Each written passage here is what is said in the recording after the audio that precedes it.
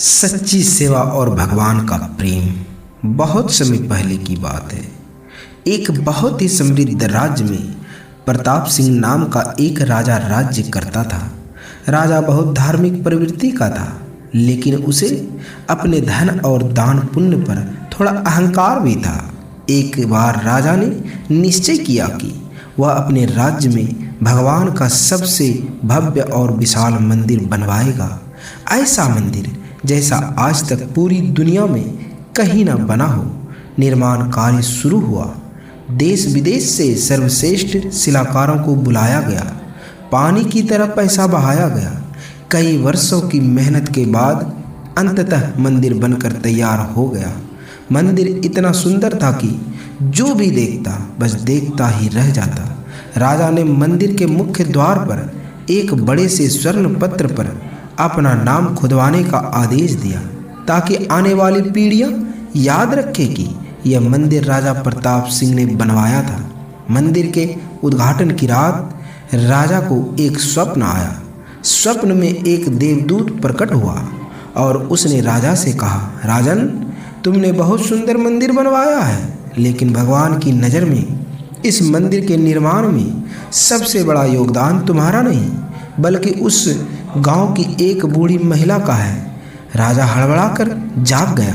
उसे विश्वास नहीं हो रहा था कि उसने सोचा कि मैंने करोड़ों मुद्राएं खर्च की है, भला उस बूढ़ी महिला का योगदान मुझसे बड़ा कैसे हो सकता है। अगली सुबह राजा ने अपने सैनिकों को उस बूढ़ी महिला के ढूंढने का आदेश दिया। काफ़ी खोजबीन के बाद सैनिक एक फटे हाल कमज़ोर सी वृद्धा को लेकर दरबार में हाजिर हुए। वह डर से कांप रही थी। राजा ने विनम्रता से पूछा, माई, क्या तुमने मंदिर निर्माण के लिए कोई दान दिया है? वृद्धा ने हाथ जोड़कर कांपते हुए स्वर में कहा, महाराज, मैं तो बहुत गरीब हूँ। 2 वक्त की रोटी भी मुश्किल से जुटा पाती हूँ। मैं भला क्या दान दूंगी? राजा ने कहा, डरो मत, सच बताओ। मुझे कल रात स्वप्न में यह संकेत मिला है कि तुम्हारा योगदान सबसे बड़ा है। तब वृद्धा ने संकोच करते हुए बताया, महाराज, मैं मंदिर निर्माण में कोई धन तो नहीं दे सकी, लेकिन जब दोपहर में कड़ी धूप होती थी और बैलगाड़ियाँ पत्थरों को खींचकर ऊपर ले जाती, तो वे बेजुबान जानवर प्यास से तड़पते थे। मजदूर भी पसीने से लथपथ हो जाते थे। मेरे पास कुछ नहीं था, बस मैं प्रतिदिन अपनी झोपड़ी से मटके में ठंडा पानी लाती थी और उस बैलों को तथा मजदूरों को पिला देती थी, ताकि उन्हें थोड़ी राहत मिल सके और वे भगवान का काम जारी रख सके।